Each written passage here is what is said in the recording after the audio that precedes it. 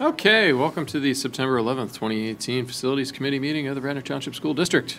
I would like to start with introductions and administrative remarks. Do we have any? There are no introductions. There is one administrative remark. Last month, if you recall, we did have Mr. Freeman request a donation of a bench, and he put $300. He found a different bench that he liked better, so you will see on the upcoming agenda not to exceed $500, just so we can stay in line and approve that. Okay, great. Is that it? All right, moving on to public comment. Is there any public comment? I have a question, Mr. Chair. Or not? Mr. Chair. Yes. Mr. Administrative Liaison. Do we have a student representative on this committee? We do. And who is that? She is en route. She is Sylvie August. So. Okay. It'd be a shame for her to miss her first meeting, so maybe we'll just Challenge accepted. Exhale first. Public comment. I would recite the rules, but you both know I'm them. not sure if we reached everyone, but we did try to get word out to all the committee members that we were, because of this month was uniqueness, that we would be running one committee after another, so that to be flexible with the possible start time. But Okay. so I would it's not feel her bad if fault. she missed it. I wasn't trying to be completely glib. Got something.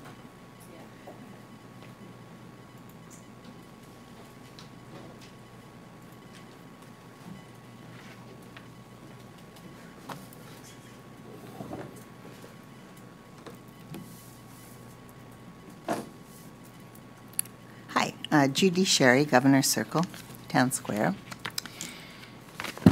I have like an army of questions that I've asked at the last meeting, which now the policy is to put answers online.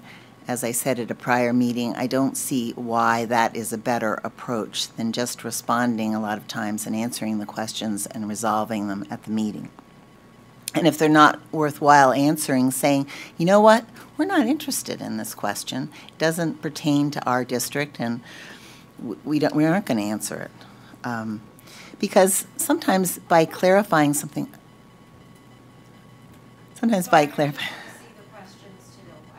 Oh, okay. What are these? The questions that are posted now? They're under the library tab. We learned Yes. Yes. Oh, no, we know they're up there. We're reading. The questions and answers were posted like a minute or so before the 4:30 first meeting began. So we could not actually look at them and then formulate other questions related to them because maybe they haven't answered the question or maybe the question isn't accurate. So that's, people are going to read that now. I'll just wait until everyone's ready to listen. We are sorry, but it'd be helpful to follow along, because you're probably referring to this. Well, I just said it seems kind of pointless for me to ask some of them now because they're going to be answered online, I suppose. But will the answers be the answers I'm looking for, or will the questions be accurate? Who knows? I don't know. I don't see why that's a better approach. I'm sorry. I think that give and take and a conversation is the best approach. But related to 3-point seat belts, which at the last meeting I passed out a paper that listed some of the advantages of using a 3-point seat belt. So I'm just going to say them out loud. NHTSA reaffirmed that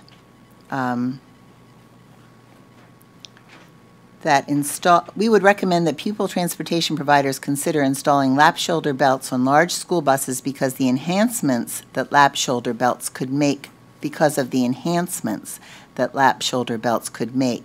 Compartmentalization alone has limits for protection. Lap shoulder belts enhance protection. So it's not that you want to eliminate compartmentalization. And I'd kind of like a real discussion about how that really works. It says here that passengers restrained by lap shoulder belts are retained in the seating compartment, thus minimizing injury. Capacity remains the same with lap shoulder belts. Evacuation process can be aided with lap shoulder belts. Lap shoulder belt design minimizes the possibility of the belt being used as a weapon. Students will wear them. Children are taught early to use safety belts. Equipping school buses with lap shoulder belts can reduce school district and driver liability for student protection. It's a proactive measure. Lap shoulder belts equipped school buses with usage policies have resulted in improved student behavior and create an environment that has less potential for driver distraction. Lap shoulder belts may result in increased ridership due to parent preference that the children be properly secured. As I mentioned, we put kids in, the law requires us to put children in these incredible child protection seats until they're, 5 or 6. And it takes so much to strap them in and belt them in, and if you don't have them, you're fined. In this case, wouldn't it be better just to improve our buses by adding this? We stress safety on our website as being something that we really value, and why not do it? I don't see any reason not to. They're not that it sounds like costs for equipping school buses with lap shoulder belts are reasonable. So I just want to add that. For tonight, there appears to be an apparent cost of stormwater damage. I've asked several times, what was the reaction to the wild summer weather we've had? Have we had any damages? What's the cost of the damages if we've had any? On tonight's agenda, you have a 2014 Chevrolet truck that was totaled due to flooding. So I know we've had one cost. And yes, we're apparently replacing it with a van. I guess that's what I'm assuming. Maybe that's incorrect. But there's a difference there of $14,000. So that's a cost to the district in what that truck cost and what we have to pay to get a new van. So I'm again asking, what's the cost of stormwater damage to the district? And is the district really satisfied with the way the township is managing stormwater in front of the administration building and along where the field is? Is that really satisfactory? And 4.2 is the Radnor Trail. Has the Radnor Township Shade Tree Committee approved the tree removal that was proposed by the trail? Has that gone in front of the Shade Tree Committee? And finally, regarding the bleachers, who were the 3 architect firms? They may have been mentioned before. I don't know. And what were the differences between their proposals, including cost and design? Thank you. Thank you, Ms. Sherry. Cindy?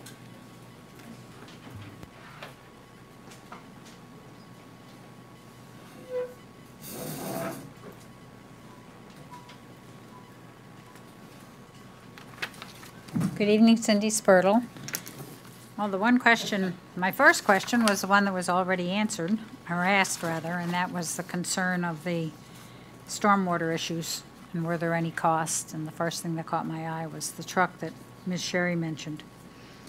I wanted to ask about the bleacher work that was, the painting that was to have been done over the summer. I have not been here I was not here for the August meeting. And I don't see in the minutes that it was covered. Watch it online? Huh. It's now on YouTube. We're in upstate high New York. def I now. know. It's Thank scary, you for the actually. YouTube.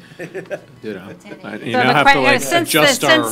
Since that was not covered in the minutes from the August It meeting. was covered either in the last facilities committee or the last business meeting. It's all been sanded and painted and all. All right. And the individual who made the comment of he didn't think that they were safe has been reassured that they've passed safety inspection. And then, again, on the 4.2 Radnor Trail update, Mr. Stitzel is requesting a timeline from Simone Collins as to where they are on the, as to the trail on the Radnor High School property, what the timeline is, and you were going to share that with the committee. And since you didn't have any sharing earlier in the evening, I didn't know whether that would be part of a report coming later on this evening. Thank you. Thank you. Alrighty. So you guys will research those answers and post them online for all the perusals, because we don't like to get into the back and forth and say anything that is incorrect. So that's why we like to. how would I'm not gonna, yeah. Oh, I thought you said tomorrow morning. No, I said sometime in the future, not tomorrow morning.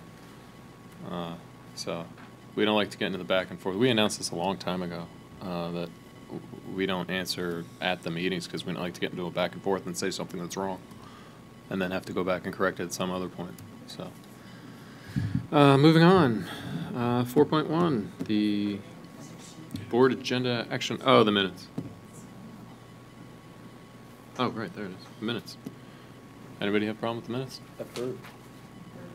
You have the right minutes? Sorry. Sorry.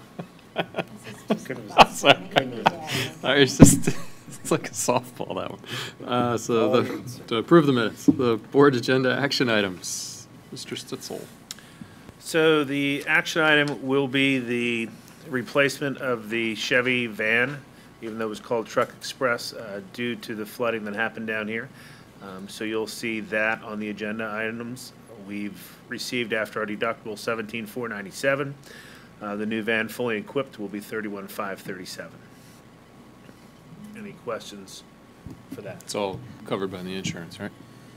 The Or- difference is not covered The by difference, so we're insurance. out 14. We're whatever. at 14. Okay. So we're looking at 4 years use out of it. Any other questions on that? On the truck, no. Okay.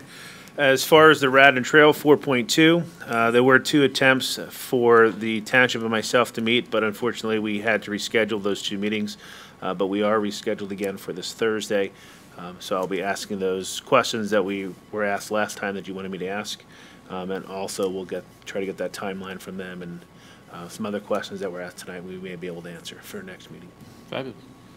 Okay. Anybody have anything about that? No? Moving on. Moving on, we have the Radnor Elementary School solar update. Basically, I had one of our electricians go out there and check it out, and he measured the amps and the volts. He did his equations, which is 2,496 watts per hour, and if we divide that as 2.49 kilowatts an hour, we assumed, which is high, an average of 9 hours of sunlight per day for 365 days. Obviously, if you know the weather in the last week, we have not had that. Yeah, sunlight, exactly. Our rate is 7 cents per kilowatt hour, so based on those 9 hours a day at 365 days at 7 cents per kilowatt hour, we come out to about $573 is what the solar panels are giving us per year because the efficiency is not there as it was when it was in the beginning. But we're still getting something out of them, just not a tremendous amount. Radnor only, we pay 7 cents a kilowatt hour Correct. to pick up? Correct. We're on the mass bid price. I gotta get in on that. That's crazy. And I will verify that number, but, Yeah. That wouldn't surprise me, but, all right. okay. Anybody have any questions about solar? Can you put those numbers up somewhere on the website? Sure. And get them to Colleen Price, or can you get them to me so I can email her, because she was the one that has been asking about that.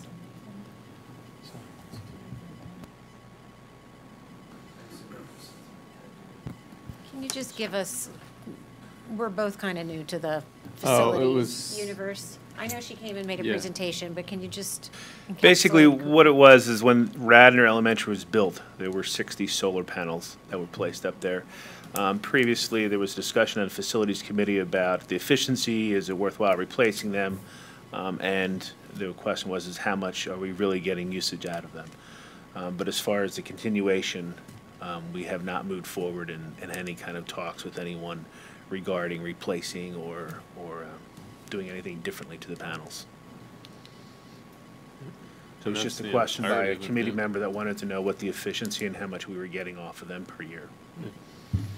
Okay, so not knowing solar panels all that well, the solar panels will continue to They will serve continue out to their... degrade, correct. Okay. The efficiency is best within the first several years, and then as time goes on, they keep degrading, based on what our electrician is telling me.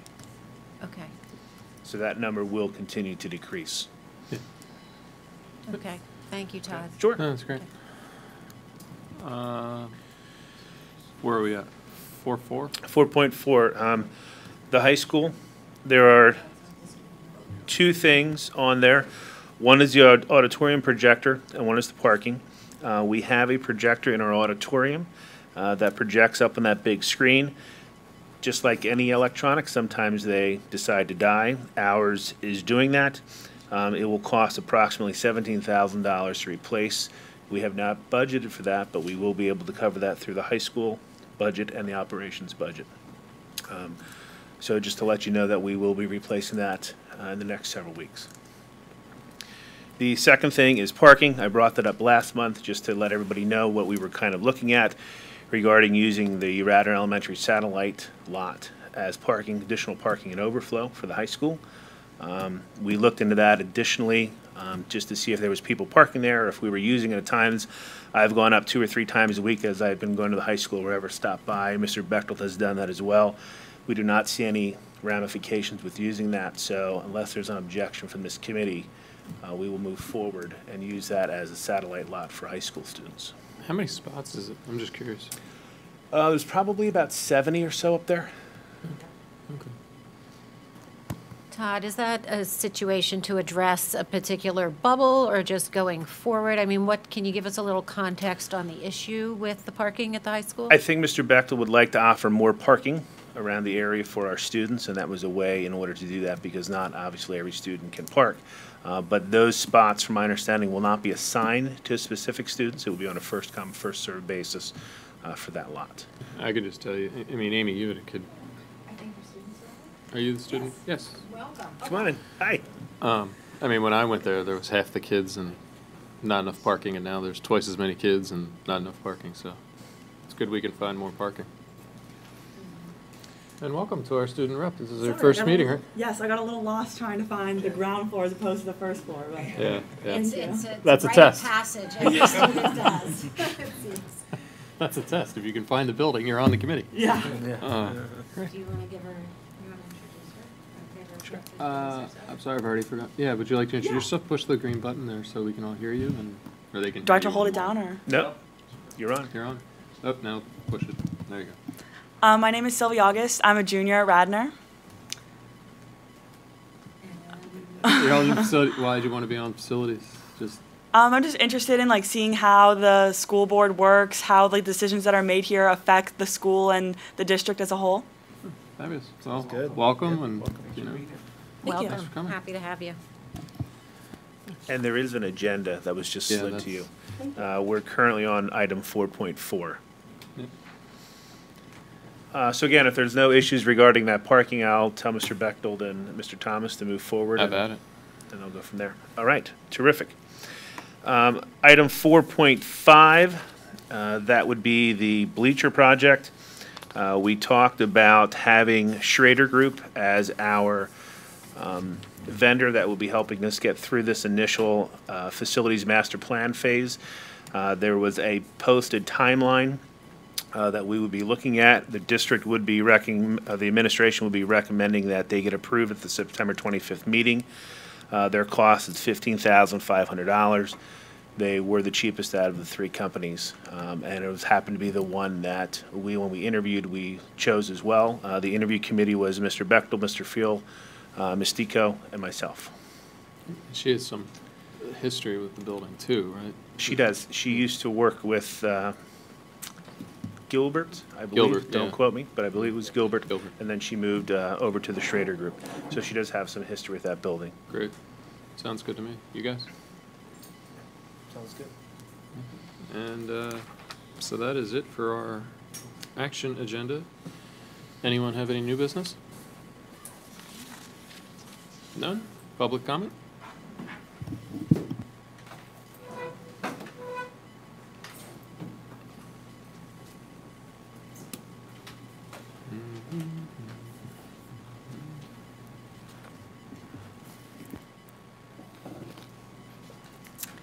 Judy Sherry.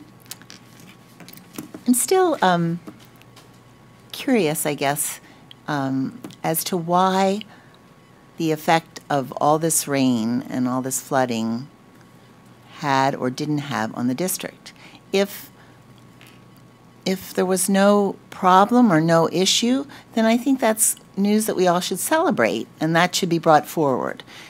We should say, you know what, we've had all of these storms, and all of our buildings are great, the grounds are great, we've had no issues, so we have great news to report.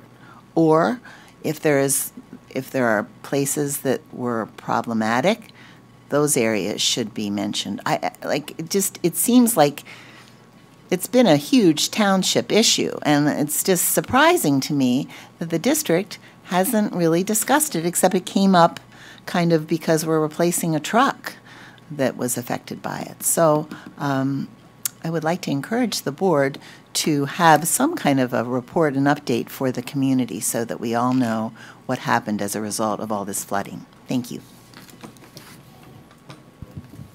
Any other public comment for Facilities Committee?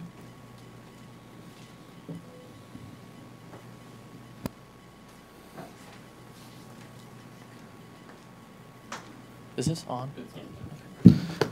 Hi, I'm Chris Henkel, and I'm a junior at RHS. My sister Lucy's a freshman. She's also here today. Thank you for your continued effort to make this a priority, the accessibility of the bleachers. Last time that architectural services were bid was October 2017, so we're really happy this is becoming a priority. But could you share the architect's scope with us, and would you be willing to have an architect meet with us about the whole plan for the bleachers? At the end of the meeting, I can talk to you offline. That'd be fine. Okay, thank you. Yeah. Anyone else? Cindy, you sure? Going once, going twice.